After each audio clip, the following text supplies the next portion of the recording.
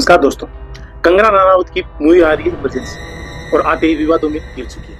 आज की वीडियो में बात करते हैं इस मूवी के बारे में और देश मूवी इमरजेंसी के बारे में। इमरजेंसी के पीछे असली चेहरा कौन था और इमरजेंसी क्यों लगाई गई थी? अगर इमरजेंसी एक बार लगाती तो क्या कारण था कि इमरजेंसी को हटाया गया? आज इन्हीं सब बारे में बात करेंगे। एक तरफ जहाँ इंदिरा गांधी को देवी शक्ति का, दुर्गा का अवतार बताने जाने लगा था, वही दूसरे लोग उनको हथकड़ी क्यों लगानी पड़ी? भविष्य के पीएम को ये क्यों बोलना पड़ गया कि खबरदार संजय, मैं तुम्हारा नौकर नहीं, तुम्हारी मम्मी का मंत्री हूँ? इन सब बारे में बात करेंगे। अब आप ये सोच रहे होंगे कि हमें इन सब बातों से क्या? तो दोस्तों, मैं आपको बता दूं, जब तक आप अतीत के पन्नों को नहीं जानोगे तब तक वर्तमान और भविष्य को कैसे सुधारोगे? आपने इमरजेंसी के बारे में कभी न कभी सुना ही होगा। चौपाल पे, बरगद के पेड़ के नीचे, पीपल के पेड़ के नीचे। अगर आपके पास फैक्ट नहीं होंगे तो आप उनका जवाब कैसे? चाहे कोई भी हो, भारतीय राजनीति में सबका रुचि बनी ही रहती है। आज का वीडियो जरा लंबा होगा, आराम से देखेगा, चाय की चुस्कियों के साथ आराम से देखिए, धीरे धीरे देखेगा। अगर आप हमारे चैनल पे नए हैं तो चैनल को सब्सक्राइब कीजिएगा और बेल आइकन दबाना मत भूलिएगा। अरे बेल आइकन नहीं दबाओगे तो आगे आने वाली वीडियो को कैसे पता चलेगा भैया? और जिन लोगों ने अब तक सपोर्ट किया है उनको बहुत बहुत धन्यवाद। ऐसे ही वीडियो को शेयर करते दिएगा, लाइक करते रहिएगा। नमस्कार दोस्तों, मैं हूं दिनेश पारिक और आप देख रहे हैं दी अनबीटेबल कालचक्र। दोस्तों, कंगना रनावत की मूवी आ रही है इमरजेंसी और आते ही विवादों में घिर चुकी है। कंगना रनावत और विवाद, उनका एक पुराना रिश्ता है। हाल फिलहाल में कंगना रनावत मंडी क्षेत्र से सांसद बनी। वैसे हाल फिलहाल में उन्होंने चनपट निकाल लिया। एक शेरनी, लोगों ने शेरनी बोला, कुछ नहीं बोला संविधान की हत्या हो गई, कुछ नहीं बोला शेरनी है। वैसे इन शेरनियों की तादाद आजकल कुछ ज्यादा ही बढ़ गई है। एक बीकानेर में भी शेरनी है, वो अफीम के चक्कर में अंदर चली गई और बाहर भी आ गई। एक चुनाव में पहले एक शेरनी और थी, उसको भूख लग रही थी। इन शेरनियों से बच के रहिए। चलिए छोड़िए इन बातों, बात करते हैं मूवी की। मूवी आ रही है, सच में आ रही है? हाँ, आ रही थी भैया, अभी सेंसर बोर्ड ने अटका दिया। और कंगना रनावत ने ट्वीट किया है कि मूवी में बिना कट के ही लाऊं। सेंसर बोर्ड बोल रहे हैं कि नहीं, मूवी आपको बिना कट के नहीं आने देंगे। एक तो ये फिल्मी सितारे हैं और राजनीति है, इन दोनों का कुछ रिश्ता है। अरे अब से नहीं है, पहले से ही है। अब देखते हैं मूवी में तो क्या है और क्या नहीं है। लेकिन बात करते हैं इमरजेंसी के बाद। एक ऐसी घटना जिसने भारतीय इतिहास को हिला कर दिया। भारतीय राजनीति इस घटना के बाद बदली गई थी, क्योंकि इससे पहले हमेशा कांग्रेस ही सरकार बनाती थी, लेकिन इमरजेंसी के बाद पहली बार देश को गैर कांग्रेसी सरकार मिली। चलिए बात करते हैं इमरजेंसी क्या थी और क्या कारण थे कि इमरजेंसी लगानी पड़ गई। इंदिरा गांधी की जहां सर्वोत्तम उपलब्धि थी कि उन्होंने पाकिस्तान को बंटवारा करके बांग्लादेश में बांट दिया था। धोखा था, पाकिस्तान को धोखा था। वहीं उन्हीं के हिस्से में ये क्यों एक काला इतिहास आ गया? बात है 12 जून 1975 की। इलाहाबाद कोर्ट ने इंदिरा गांधी का चुनाव रद्द कर दिया था। अभी कोई चुनाव नहीं हुआ, 4 साल पहले 1971 का जो चुनाव था, रायबरेली सीट से इंदिरा गांधी का चुनाव रद्द कर दिया। पहली बार हुआ था कि किसी देश के पीएम को, भारत देश के पीएम को इलाहाबाद कोर्ट में बुलाया गया। कोर्ट ने साफ साफ हिदायत दी थी, मैडम जैसे ही अंदर आए कोई खड़ा नहीं होगा। मैडम को 5 घंटे तक कोर्ट में रखा गया। हालांकि वकील लोग तो खड़े हो गए थे। अब इंदिरा गांधी का ओरा ही ऐसा था, सब डरते थे जनाब। और मैडम थी भी ताकतवर। मैडम ने इस फैसले के खिलाफ हाई कोर्ट में, सुप्रीम कोर्ट में अर्जी डाली, लेकिन वहां भी उनके हक में कोई फैसला नहीं आया। उनके खिलाफ चुनाव लड़ने वाले राजनारायण ने यह फैसला उनके पक्ष में गया था और इंदिरा गांधी का चुनाव अमान्य घोषित कर दिया गया था। इंदिरा गांधी को 6 साल तक चुनाव लड़ने के लिए 6 साल चुनाव लड़ने के लिए प्रतिबंध भी लगा दी। इंदिरा गांधी हताश हो गई थी। जैसे वो अपने घर में आई, उन्होंने सोचा कि मैं पीएम पद से इस्तीफा दे देती हूँ। लेकिन वो पीएम पे तो हालांकि रह सकते थे। मैं आपको एक संविधान की बात बताता हूँ, नहीं डरने की बात नहीं, कोई ज्यादा गहरी बात नहीं बताऊंगा। अपने संविधान में ये है कि किसी भी अगर सांसद को कोई सजा हो जाती है या उस पर चुनाव लगने को रोक लगे, 6 महीने तक वो पीएम बना रह सकता है। आपको प्रधानमंत्री बनने के लिए जो अपने दोनों सदन है, लोकसभा और राज्यसभा, उनका मेंबर होने के लिए जरूरी नहीं है 6 महीने तक। तो लॉटरी खुल सकती है आपकी भी, सीधे प्रधानमंत्री बन सकते हो। हाँ, उसके बाद आपको चुनाव लड़के आना पड़ेगा या फिर राज्यसभा में आ जाए। तो वही हुआ, इंदिरा गांधी ने सोचा कि मैं प्रधानमंत्री पद से इस्तीफा दे दूं, क्योंकि उनके खिलाफ बहुत सारे विद्रोह भी पनप रहे थे। लोग उनसे बगावत करने पे उतारू हो गए थे। लेकिन उनका बेटा संजय आता है उनके पास। हकीकत में इंदिरा गांधी के पास सिर्फ, इंदिरा गांधी के तर्कस में सिर्फ एक ही तीर था, संजय। संजय के बारे में मैं बताऊं तो वो असली इंडियन पॉलिटिक्स का प्रिंस था। भारतीय राजनीति का असली राजकुमार संजय था। एकदम लीडर, बेबाक और राजनीति भी खतरनाक। अभी कुछ लोग बोल रहे डिक्टेटर। आपने इतिहास पढ़ा है? आपने संजय गांधी के बारे में कुछ पढ़ा है?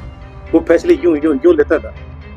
सरकार में वैसे उनका कोई पद नहीं था, लेकिन सरकार ही संजय गांधी थी। उसने अपनी मम्मी इंदिरा गांधी को बोला, नहीं मैडम आप मम्मी इस्तीफा नहीं दोगी, ये कोर्ट बताएगा कि इंदिरा प्रधानमंत्री रहेगी नहीं रहेगी।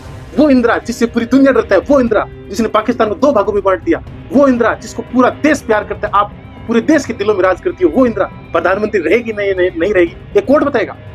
इंदिरा गांधी ने बोला कि संजय अभी समय अपने साथ नहीं है, मैं इस्तीफा दे देती हूँ। उस संजय ने बोला रुकिए आप थोड़ी देर तो रुकिए। आपको सब संजय ने फोन किया अपने मित्र बंसीलाल। बंसीलाल के बारे में आपने नाम सुना ही होगा।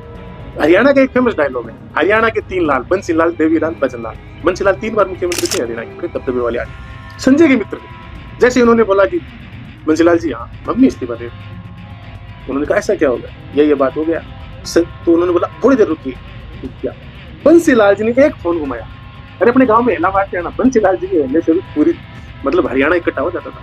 अभी थोड़ी देर बाद प्रधानमंत्री आवास पे ट्रैक्टर, ट्रॉली, कुछ पैदल, दुनिया का हजूम उमड़ गया, नारियल लगा रहे इंदिरा इंदिरा इंदिरा, जब तक सूरज चांद रहेगा इंदिरा तेरा नाम रहेगा, India is Indira, Indira is India, ये सारे डायलॉग लग रहे। संजय अंदर गया और मम्मी को बार लग रहा है, मम्मी देखो अगर आप इस्तीफा दे दोगी तो इन सब के बारे में कौन सोचेगा, इन सब की लड़ाई कौन लड़ेगा। उसने संजय ने मैडम को मना दिया। संजय को पता था कि जब तक सत्ता पास में है तब तक शासन पास में। एक बार सत्ता हाथ से चली गई फिर पता नहीं कब आएगी सत्ता। तो मैडम ने बोला कि ठीक है लोग आ गए, अब करना क्या है भाई, मैं इस्तीफा नहीं दूंगी तो 6 महीने बाद मेरे को तो इस्तीफा देना पड़ेगा। अगर मैं राज्यसभा आऊंगी तो कुछ नहीं, भाई जनता का लीडर जनता से है तभी तो होगा ना।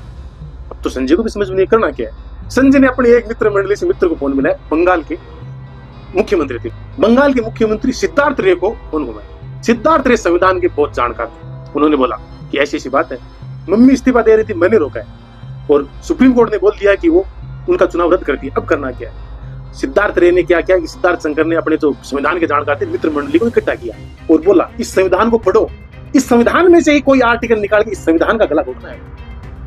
थोड़ी देर बाद मुख्यमंत्री साहब आते हैं और मैडम को बोलते हैं मैडम 352, अपने संविधान में एक आर्टिकल है 352, वो लगा दिया। मैडम ने बोला 352 कैसे लग सकता है, लग सकता है देश में अशांति है। मैडम ने अशांति के नाम पे देश में आपातकाल लगाया। बंगाल के मुख्यमंत्री ने बोला कि आपातकाल लगा दीजिए अशांति के नाम। तब मैडम ने बोला अशांति, अशांति किस प्रकार की। उसी समय 25 जून को जिस दिन ये आपातकाल लगा था, रामलीला मैदान में जेपी बहुत बड़ी सभा कर रहे थे। जेपी का नाम तो आपने सुना होगा, जयप्रकाश नारायण, भारत रत्न भी मिला है। बड़े आंदोलनकारी और समाज सेवी आदमी थे। उनका एक ही नारा था, मुझे सत्ता नहीं चाहिए, मैं लोगों के दम पे सत्ता को कंट्रोल कर सकता हूँ। उन्होंने उसी टाइम मतलब इंदिरा के खिलाफ उन्होंने मोर्चा खोल रखा था और संपूर्ण क्रांति के नाम पे आंदोलन चला रखा था। उन्होंने उसी सभा में एक आंदोलन किया था, सिंहासन खाली करो जनता आ रही। उन्होंने आह्वान किया था पुलिस का कि पुलिस हथियार त्याग दे। उन्होंने आह्वान किया था आर्मी का कि आर्मी हथियार त्याग दे और जनता के साथ हो जाए। संजय ने बोला मैं इसी के नाम पे अपना आपातकाल लगा दिया और उसी दिन भारतीय इतिहास का काला दिन तय हो।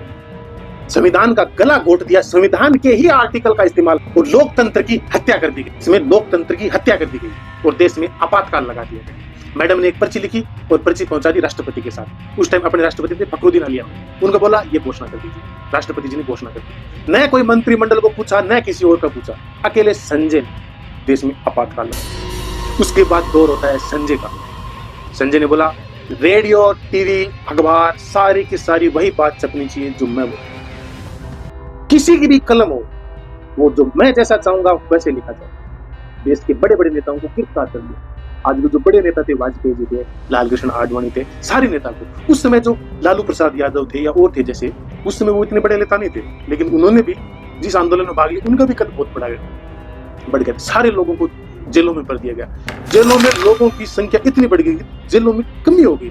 1 लाख से ज्यादा नेताओं को गिरफ्तार कर लिया गया। उसी 25 जून 1975 को जब आपातकाल लगाया गया, उसी रात दिल्ली की सारी लाइटें काट दी गई। कोई भी प्रेस में लाइट नहीं थी कि कहीं जो जेपी की सभा में जो जेपी ने जो बात बोली है वो बात न चल जाए। पूरी प्रेस पे कब्जा कर लिया। पीएम हाउस के बाहर संजय की इंद्र कुमार गुजराल से बहस हो गई थी। इंद्र कुमार गुजराल उस समय सूचना प्रसारण मंत्री थे। संजय ने जैसे ये जो प्रेस वाला ये सारा जो डिसीजन किया था, उससे इंद्र कुमार गुजराल गुस्सा हो गए थे।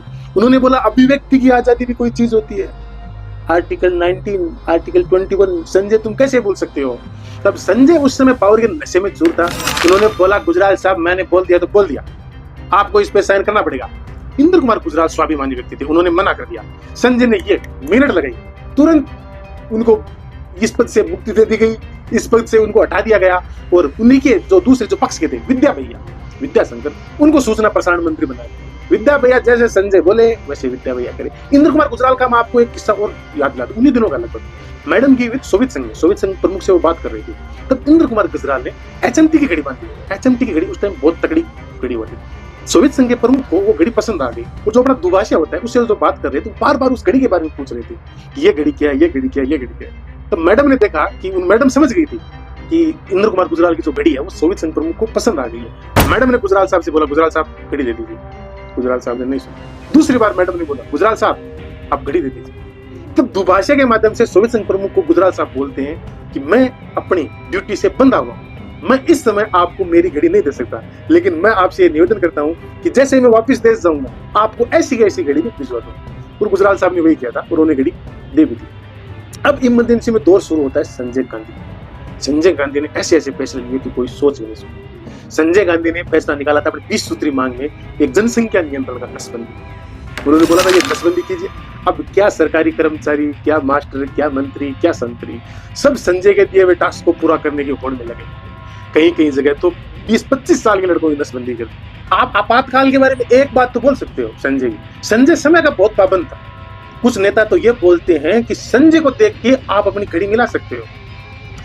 मतलब इमरजेंसी की एक उपलब्धि थी तो ये थी कि उन्होंने भारतीय लोगों को पाबंदी सिखा दी थी। संजय ने डायरेक्ट नियम निकाला था, कोई भी ऑफिस में, कोई भी स्कूल में, कोई भी कर्मचारी 5 मिनट लेट होता है प्रकाश परोस। सभी के सभी लोग पाबंद हो गए। संजय फैसले करने में कोई मतलब जल्दबाजी, कोई मतलब ऐसे धीरे-धीरे काम नहीं था, सारा काम फटाफट। आपने नोएडा वाला केस भी सुना ही होगा, जो अपने दिल्ली में इंडस्ट्री थी, संजय ने कहा सारी को जमना पार। संजय फैसला देता है, नोएडा के आसपास किसानों की जितनी जमीन थी लगभग संजय ने ले ली।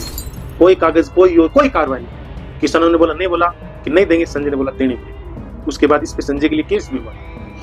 एक दिन संजय के पास फोन आता है, वो लड़की का फोन, लड़की बोलती है कि संजय ये जो दिल्ली है, दिल्ली जो अंग्रेजों ने महल बसाई थी, वहां पे झुग्गी झोंपड़ियां हो गई। ये झुग्गी झोंपड़ियां बहुत गंदी लग रही। जब भी दोस्तों के साथ आती हुई संजय ने तुरंत नगर पालिका में फोन किया, सारी झोंपड़ियां हटा। ये वाक्य है तुर्कमान गेट का। वो जगह थी जामा मस्जिद, और जो झुग्गी झोंपड़ियों को हटाने के लिए संजय का साथ दे रही वो थी रुखसाना सुल्ताना सैफ अली खान, उनकी पहली सारा की नानी सारा की। तुर्कमाना गेट पे लगभग 70,000 लोगों को बेघर किया गया। वो सारी की सारी मुस्लिम झोपड़ियां थी, झुग्गी झोपड़ियां थी। मतलब नगर पालिका वाले आए, डायरेक्ट डिसीजन दिया, अभी के अभी खाली करो। वो गरीब जनता कहां जाएगी? लेकिन फैसला एक बार संजय ने बोल दिया तो बोल दिया। हजारों लोगों को लोरियों में भर कर जमना पड़ गया। वहां सिर्फ तेज धूप के अलावा कुछ नहीं था। बहुत से लोगों को बेघर कर दिया गया। पुलिस खड़ी थी, कुछ लोग तो ये भी बोल रहे गोली भी चली। लोगों को कहना था कि वहां पे बहुत से लोग मारे भी गए थे। लेकिन याद रखिएगा, ये वो दौर था जब कलम सारी की सारी संजय की बुला। कोई भी लोग संजय के बिना के कुछ भी नहीं लिख सकते थे। न कोई न्यूज वाला बोल सकता था, न पत्रकार, न कुछ और। ऐसा ही एक वाक्य हो रहा है। एक सभा हो रही है, उस सभा में किशोर कुमार को बोला गया कि आपको, मतलब कांग्रेस की तरफ से राग लगा। किशोर कुमार ने मना कर दिया। तभी फैसला आता है विद्या भैया का, सूचना प्रसाद। उन्होंने बोल दिया कि दूरदर्शन पे और आकाशवाणी पे किशोर कुमार का कोई भी शो नहीं सुना जाएगा। किशोर कुमार से भी इस तरह अछूते नहीं रहे। जब विपक्ष के नेता जेल में पड़े उन्होंने तो यह सोचना ही छोड़ दिया था गया कि इमरजेंसी भी हटेगी। लेकिन फिर एक दिन अखबार में खबर आती है कि इमरजेंसी हटाई जा रही है, देश में अब चुनाव हो। नेता ने सोचा अचानक क्या होगा। अब आप ही सोच रहे होंगे कि जब इमरजेंसी इतनी लग गई, लगभग 1.5 साल से ज्यादा रही थी, फिर हटाने क्यों पड़ गई थी? इसमें अलग अलग लोग अलग अलग बात बताते हैं। कुछ लोग बताते हैं कि मैडम के पास इंटेलिजेंस की एक रिपोर्ट गई थी, उसमें बोला गया था कि वापस कांग्रेस की सरकार आ रही है। कुछ लोग ये बोलते हैं कि मैडम ने संजय का बर्ताव देख लिया। कहीं कहीं उनके भाषण से ये व्यक्त हो रहा था कि संजय इस देश में कई दशकों तक चुनाव कराने के पक्ष में नहीं है। संजय ने बोला था कि इतिहास हमें इसलिए याद नहीं रखेगा कि हमने कितने चुनाव करवाए, इतिहास हमें इसलिए याद रखेगा कि हमने क्या डेवलपमेंट किए। शायद इसीलिए इंदिरा गांधी ने चुनाव की घोषणा कर दी। देश में चुनाव होते हैं और देश में पहली बार हुआ कि देश की प्रधानमंत्री उसी सीट से जिसे वो पहले चुनाव लड़ी थी, उसी रायबरेली से हार गई। जो चुनाव नतीजा घोषणा करता है, जो अधिकारी है, वो डर रहा था ये बोलने में कि मैडम आप चुनाव हार गई।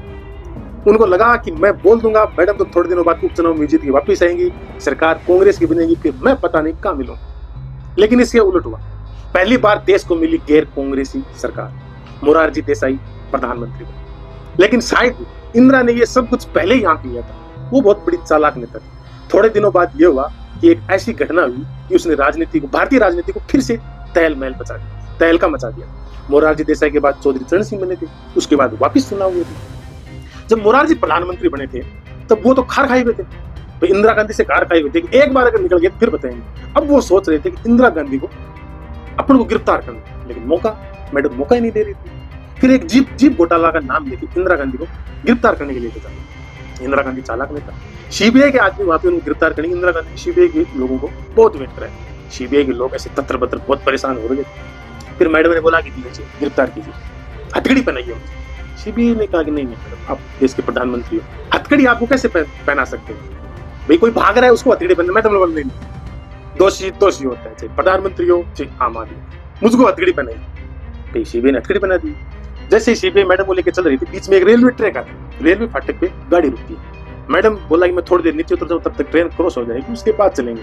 सीबीआई के लोगों ने बोला कि ठीक है रुक जाइए। मैडम उसी हालत में जाके थोड़ी दूर पास में बैठ जाती, अब लोग इकट्ठा होने लग जाते। मैडम को इस हालत में देखकर लोग मैडम का फिर से पक्ष लेने लगते हैं। जैसे ही लोग इकट्ठा होते हैं, मैडम बोलती है मैंने बोला गरीबी हटाओ, और ये जो लोग सरकार में बैठ रहे हैं वो बोल रहे हैं इंदिरा को हटाओ। देखिए अगर इस देश में इंदिरा को अगर हथकड़ी पहनाई जा सकती है तो आप लोग कैसे बचो। अब भैया लोगों ने एक बार क्या बोल दिया, फिर तो गए इंदिरा इंदिरा इंदिरा इंदिरा। सारे लोग सारे देश में फिर से इंदिरा की हवा चलने लगी। जो जिन्होंने सरकार बनाई थी उनको पता लग गया था कि ये बवंडर हो गया, ये हमसे राजनीतिक भूल हो चुकी है। जनसंघ वालों ने तो इसको ऑपरेशन ब्लेंडरी नाम दिया था। उसके बाद क्या भैया, जैसे चुनाव हुए फिर से इंदिरा गांधी का बहुमत, लोग वही भाई Indira is India, India is Indira, ये नारे लगाने लगे। चलिए दोस्तों, वीडियो काफी लंबा हो गया है, आज की वीडियो में इतनी बात करते हैं, फिर से लेके आएंगे ऐसी कोई घटना, क्योंकि इमरजेंसी में तो देखिए बहुत सारी घटना हुई। हम किस को मतलब इतनी घटना हुई है कि हमें एक एक दो बताने में काफी सारी वीडियो बनाने लग जाएंगे। कुछ तो ऐसी घटनाएं जिनका कहीं जिक्र नहीं है, लोगों ने जो अपने खत लिखे हैं उनमें उनकी घटना की है, क्योंकि इमरजेंसी को कुछ लोग भारतीय इतिहास का काला दिन भी बताते हैं। चलिए आज की वीडियो में इतना ही, मिलते हैं अगले वीडियो में। वीडियो को ज्यादा से ज्यादा शेयर कीजिएगा। मिलेंगे एक और राजनीतिक घटना के साथ, तब तक के लिए धन्यवाद।